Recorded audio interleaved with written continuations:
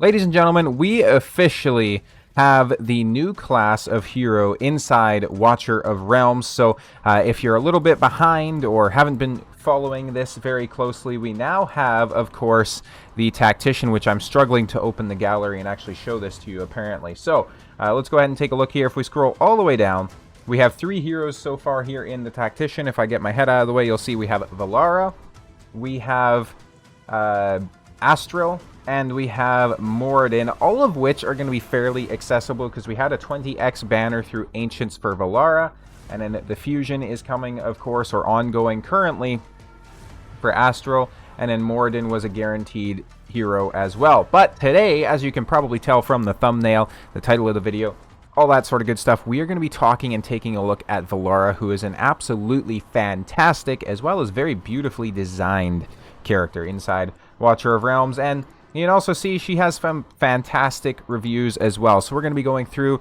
talking about her, talents and all that, and then also giving a rating as always here. So let's go ahead and hop straight into it. First of all, talent can be deployed on platform tiles, and this is huge. When deployed, gains invisibility and cannot block enemies. This opens up so many options for you in terms of where you can use her and how you can use her.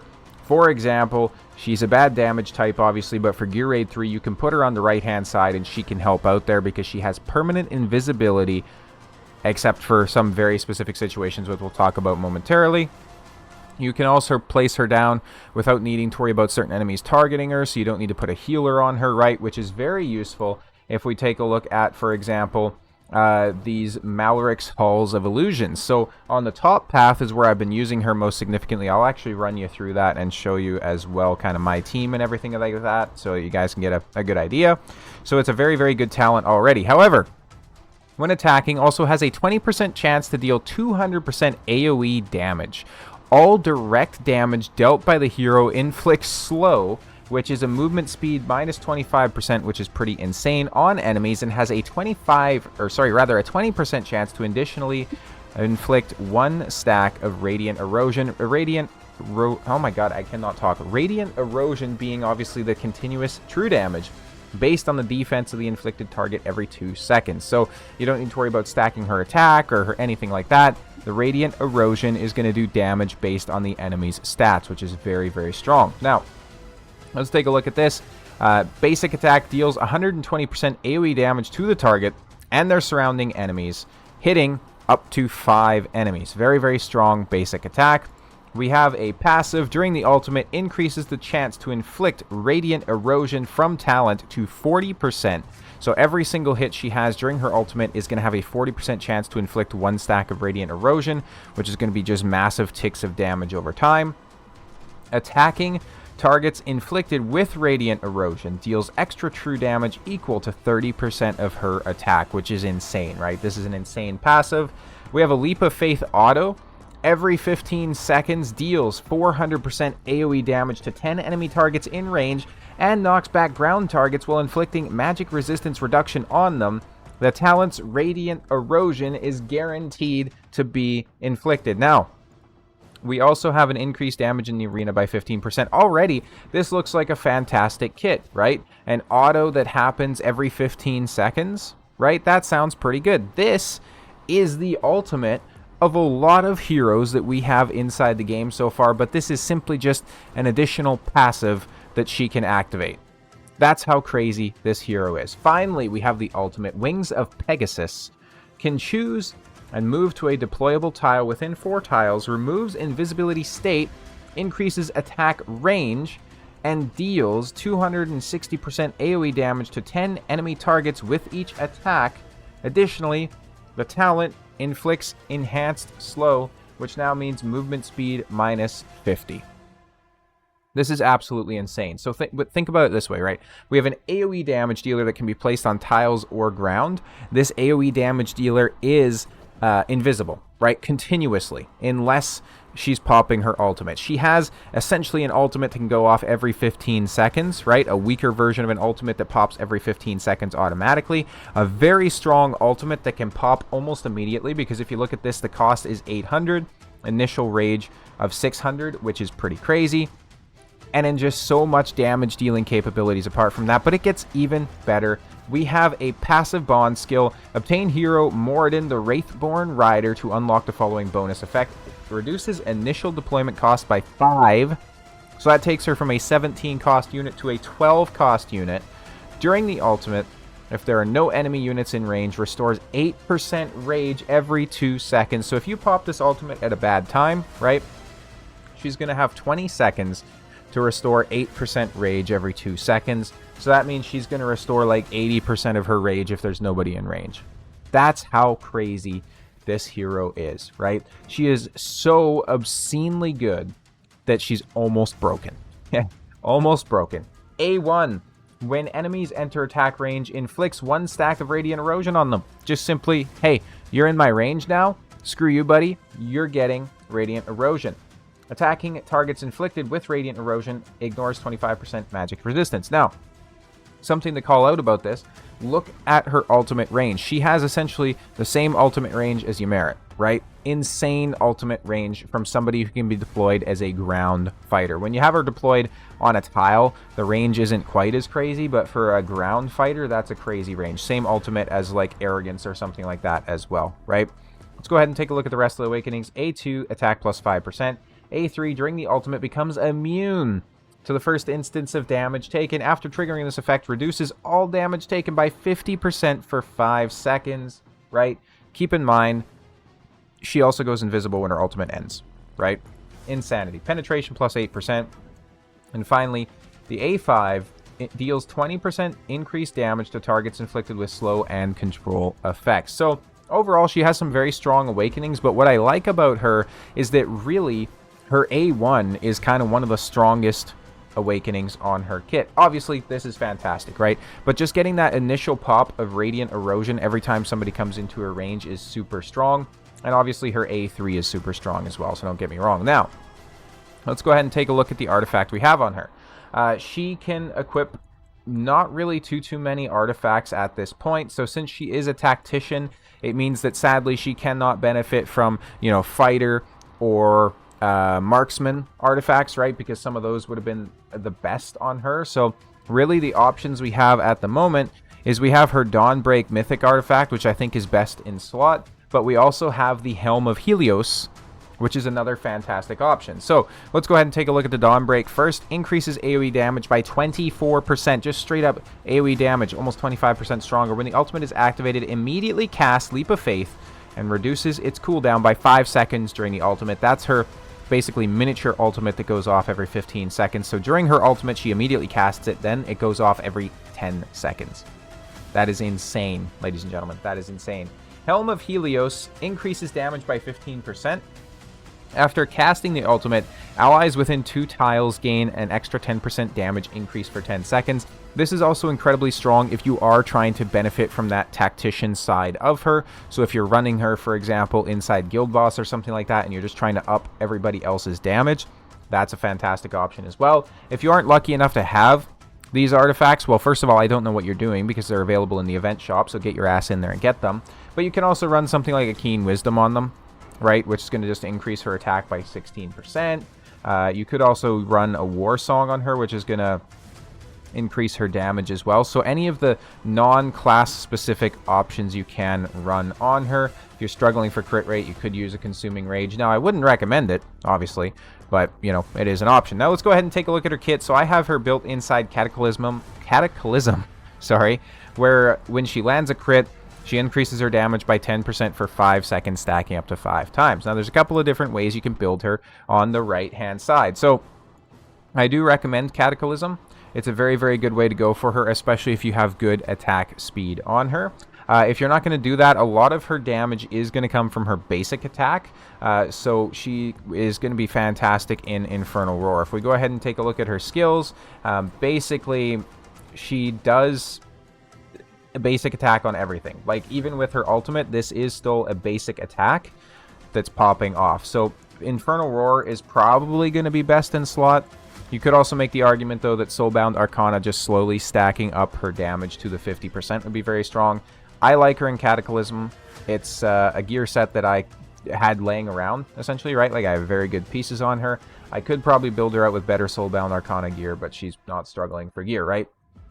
Ageless Wrath is also going to be a good option, right? So crit damage plus 30, crit damage plus 1% after making a crit hit, stacking up to 30 times. So you can get an extra 30% crit damage from there in a longer battle.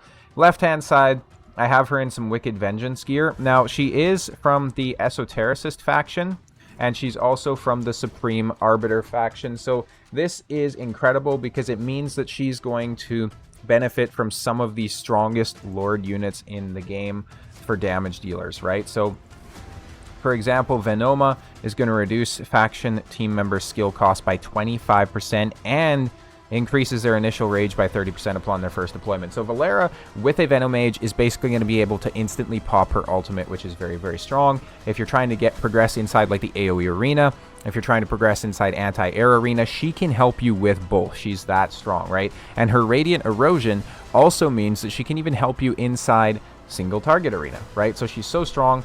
We did have the Vixera. We had the Vixera fusion not long ago. If you're lucky enough to have Nastia, she can also be nasty for this. And then obviously Cyrus as well. But not only that, inside the Supreme Arbiters, you have both Praetus and Elysia that you can benefit from as well. Very, very strong Lord units there. So she has fantastic dual faction membership. In terms of the overall stats that I have her built with, we have 23k, almost 24k on the attack. Very, very squishy at 32,000 HP. We have her with 327 attack speed, so she's pretty fast. She's at a 1.6 interval. I would recommend going a little bit faster on this. And then we have 97.5 and 311 on the crit rate and crit damage. As always, as we do it on the Gare Bear YouTube channel, we have no rage regen, ladies and gentlemen. It's kind of like Ash when he builds them with like 99% crit rate inside raid. Same sort of thing going on here, but we never have any rage regen. So she is built out like that. Now let's go ahead and start showcasing to you where she's beneficial. So inside the arena, we do have AoE DPS going on right now. Now to eliminate some of the RNG, I usually do, for example, running inside the defense, so that I can like just kind of set a defense. But what we'll do here is we'll actually just go ahead and slot her in instead of the Ymerit. So obviously we're going to lose some of the credibility of this team because Ymerit was benefiting from the Ingrid bonus, which, it is what it is, right? So we're going to go ahead and throw her in here. So this is the team. We are going to put in our Cyrene right here to get the rage back as quick as possible. Now, she does have a very distinct benefit versus a Ymerit, and that's the fact that her ultimate is ready so much quicker, and she's also going to deploy her skills a lot quicker, right? And we did actually leak a unit there, unfortunately. That's kind of the downside with her because she, we're going to go ahead and try this again, actually. So that's kind of the downside with her versus Ymerit, is Ymerit isn't invisible, so he can actually block units as well. I thought my Cyrene had the artifact on her that would let her block more as well. Let me just double check that because that was a bit of a weird interaction. She might not have the 4 block though, but let's try again here. So we'll take a look at Cyrene. So if we look at gear, I forget how to find this. It's overall view, right here. And then we look at the block, it's 2. Yeah, so she only has 3 blocks, so she can't deal with all 4 of them on her own. So we're gonna have to do this a bit differently. I think we'll take out Cyrene, and then we'll bring in Valara. And since Valara is a 12 cost, we'll be able to get her down pretty much instantly anyways, which means that I think we'll be good to go. So we have 11 cost, we have 12 cost, there it is. Now we are gonna have to place her in the middle here. The reason for that being is obviously, once again, she's invisible. So if we place her down here, we're gonna have nobody to block once the enemies start coming in, which will be a bit of a problem. We do have some good AoE damage coming in there. I apologize for the voice line spam, but I'm just trying to get like some extra damage out of her here. We might leak again. Oh, no, we don't. Okay, there we go. Perfect, perfect, perfect. Now, I don't think this is going to be in any way consistent enough to rely on, so I don't think I'll be, taking Ymerit out and then running her instead. But it is what it is. And keep in mind, during this, she's regenerating 64 rage every single 2 seconds, right? So you can see she's already almost got her rage back up and ready to go here while we wait for the next wave to come out, which is pretty crazy. You're really going to struggle to find another hero that can cycle as quick as her. We're going to go ahead and place down Ymerit just so we don't leak here, I think. You can see she also has pushback, obviously, which isn't directly outlined in her kit anywhere. But she can do a lot of pushback on the enemies as well. And these are no slouches in terms of like the teams. These are almost 500,000 power teams, right? At least mine is. It's almost 500,000 power. Let's go ahead and just wait for our Ingrid to come in here. Without the Cyrene in here to regenerate the cost for the Ingrid, it's definitely going to be a bit more questionable whether or not this team is going to do well, because we just need to get Ingrid out a little bit quicker. The Valara combined with the Ymerit is going to be very strong in terms of CC and just AoE DPS. Like you can see, we literally take down these waves faster than the Ingrid team, which is obscene, right? We are definitely struggling the cycle, though, so we do have some shielded enemies here now, which are going to be a bit pesky because we do need to get a healer down too, but it is what it is. We do have our Ingrid down finally. And kind of the bad thing with running the Valara as well is she does push people back, which generally if you're running an Ingrid team, you don't necessarily want that because you want them to kind of stay in this range so that they can get killed quickly. But we're also going to go ahead and throw down our Diao-chan, get her into her inspo mode. There we go. So we get some pushbacks there as well. Let's go ahead and pop Valara's ultimate. So she should have her pushback coming in here right away. Kind of groups everybody up, though, which is nice, right? So, you know, the Ingrid can still reach there, which is good. And we should be taking them down. There we go. You know what? This isn't a bad team, actually. We might end up switching.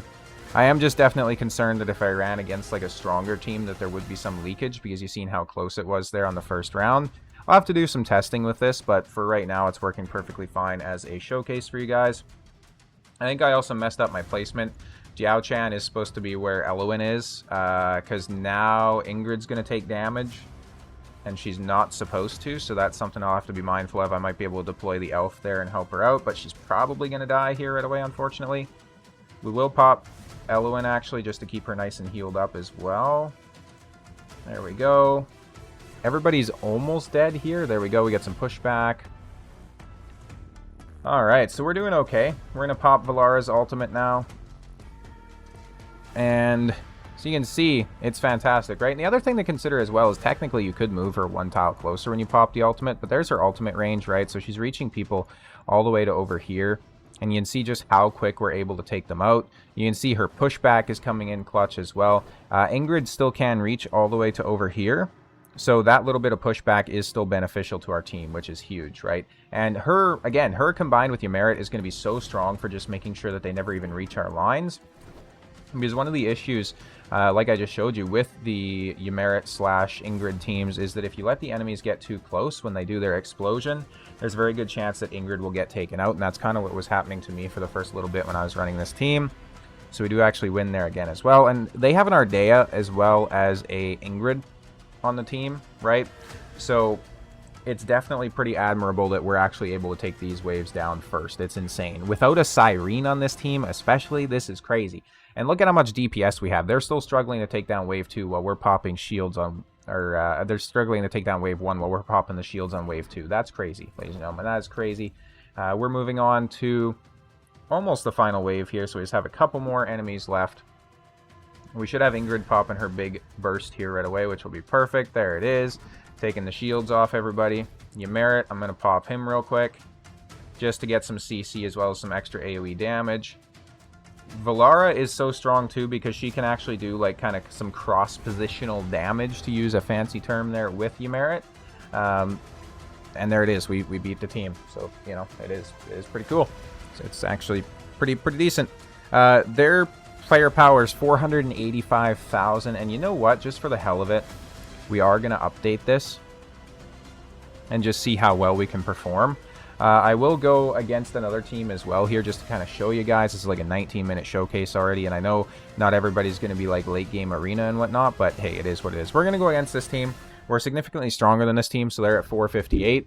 Again, I may have to switch back to my Cyrene team. We'll see how this goes, if there's any sort of leakage on auto or anything like that. We're probably going to see either an Ardea or a Cyrene placement. It looks like we have a Cyrene placement.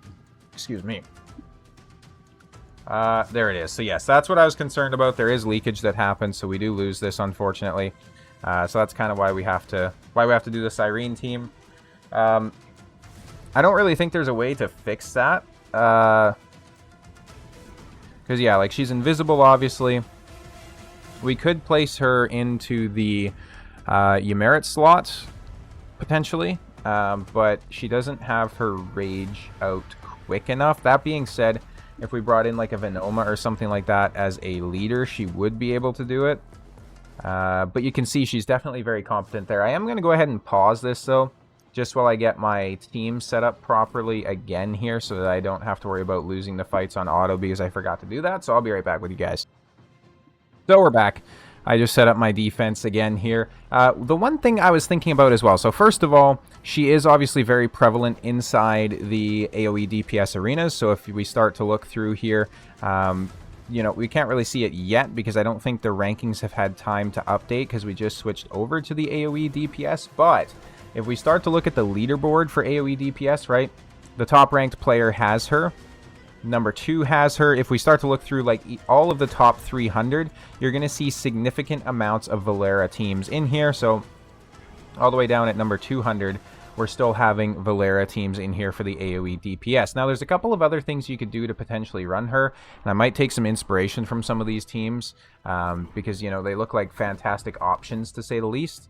But what I was thinking is I could actually maybe replace the Diao Chan with a Valara. Now, Diao Chan is very beneficial because she's giving everybody inspiration, so I don't know if that trade-off would be worth it. We could also still look at, like, you know, replacing Ymmerit as well.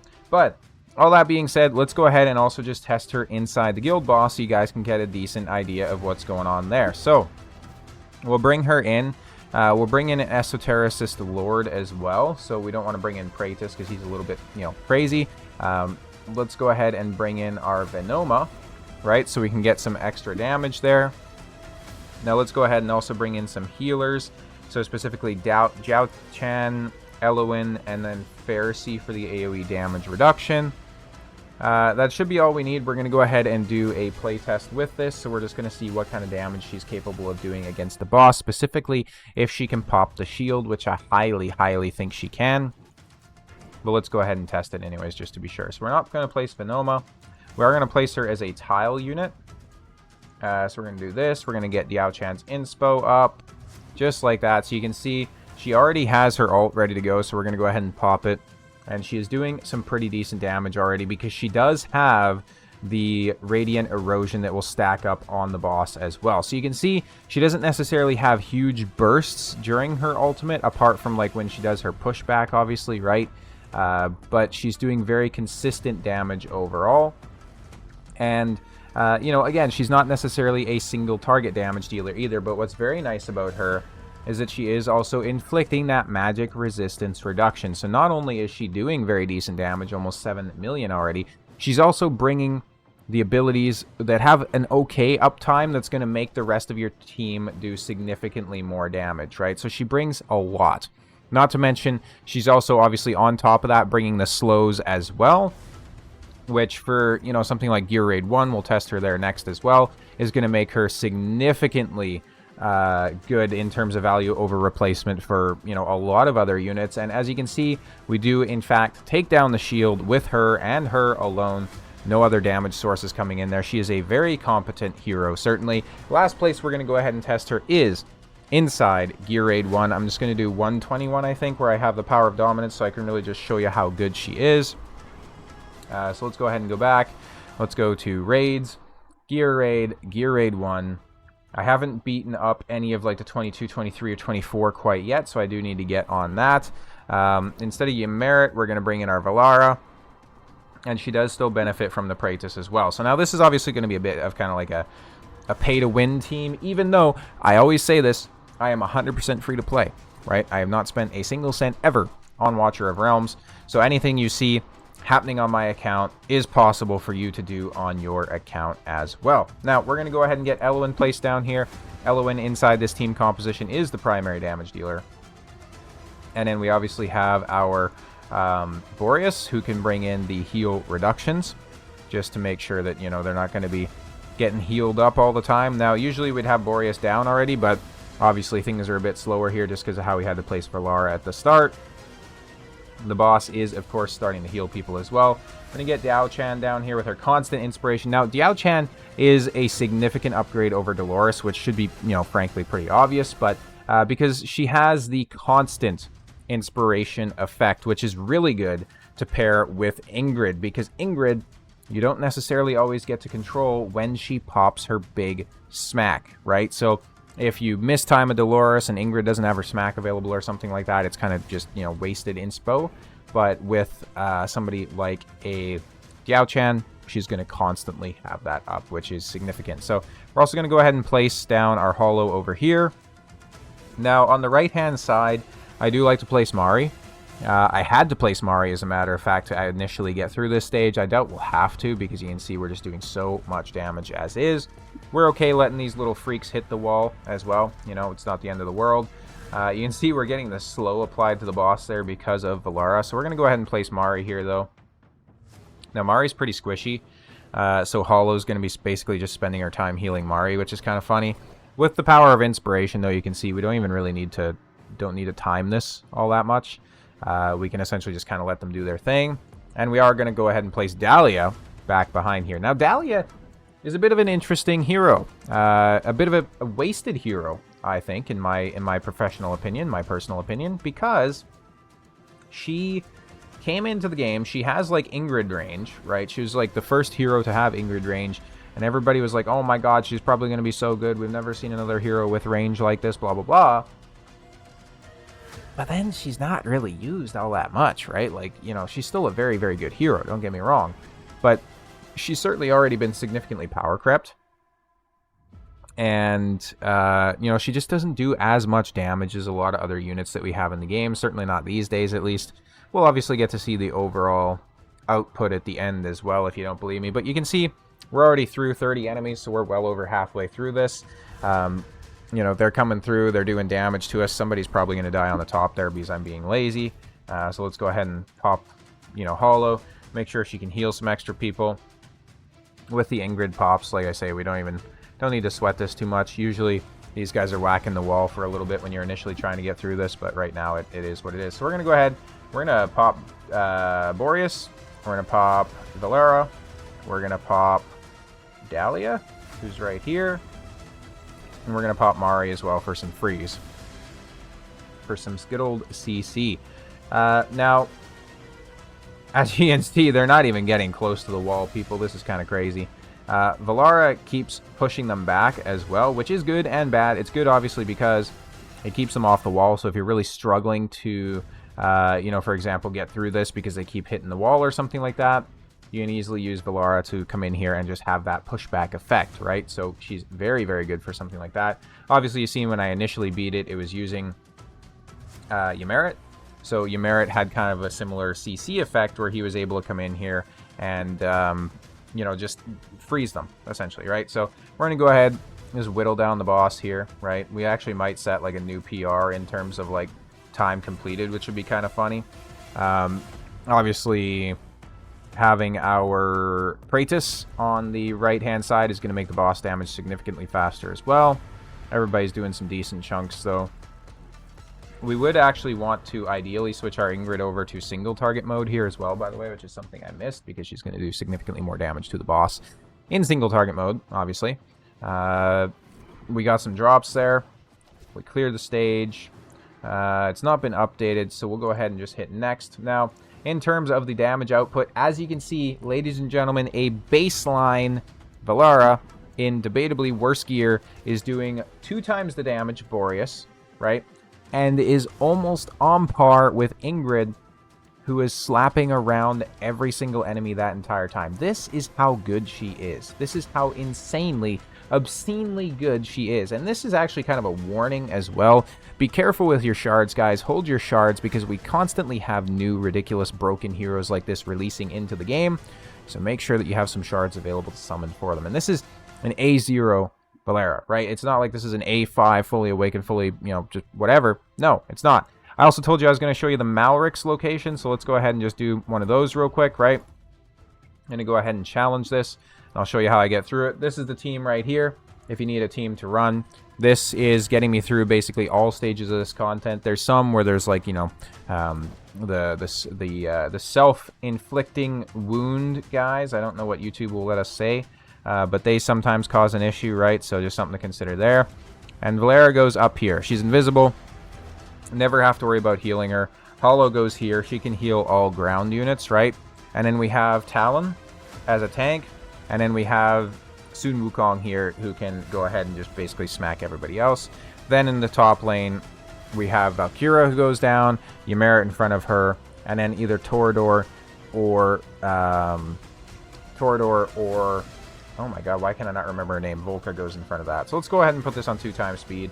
I also usually just auto-pop ultimates. I'm not too concerned about min-maxing these runs, right? Which, I mean, you know, as long as you're getting the rewards, you can have that mentality. If you're not fully completing the bars or anything like that, you probably want to manual a bit more intensively. So that's basically my setup for the top, right? Because the top is now going to have a crap ton of block there. It's going to have a lot of pushback from Valara. It's going to have a lot of damage and control from Ymera. And it's going to have a lot of damage from Valkyra as well. On the bottom here, I like to place Enora here. Or you can place Praetus here as well, just depending on needs. I always face them like this. They're both fantastic options for the bottom row. It looks like we're going to have some very good AoE damage coming in from Enora here as well. And then obviously, she or Praetus, whoever's placed there, really just helps to make Talon and Sun Wukong's job significantly easier so that they don't get overrun. It looks like we have some multiplying dudes on the bottom there, which is a bit unfortunate. So we have like 8 people that are going to be coming in at once, but I do think that we'll be able to handle it. Again, I am putting it on full auto. And as you can see, the first ones are going down. We do have some leakage going through to Sun Wukong there. I'm going to place my Volca here facing down. She helps out significantly as well. As you can see, though, we clapped them without really too much of an issue. And now we'll see Valara as well as Torador, Ymera, and all them really just shine on the top. You can see there's not even any leakage past Torador. Obviously, Hollow is able to heal, but she doesn't usually need to. And Torador does have his unyielding as well if something goes wrong. Valara, considering that she can be placed on the ground as well, she can be placed literally anywhere on the map. So if you need more support on the bottom tile, if you need more support at the top, if you want her to be one of your platform units, she is able to go anywhere.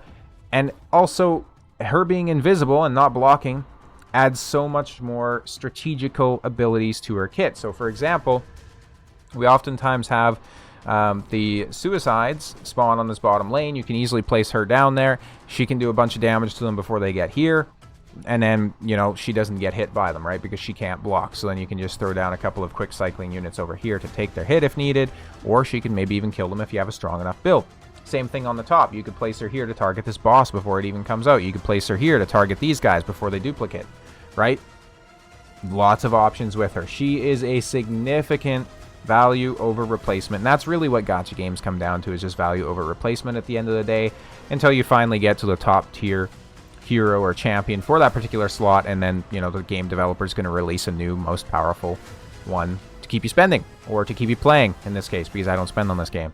So once again, everything you see on the account, every single hero, every single awakening, every piece of gear, 100% free to play. Been playing for over 2 years now at this point, which is pretty crazy how fast time flies. We did actually have somebody die, so Torador died there. We might have some leakage happen on the top lane because I was yapping and not really paying attention, and I should have been manually popping some ultimates there instead. We had some tanky boys come through, as well as duplicated units, which meant that we just had a lot of block that we had to try and fill, which we weren't able to.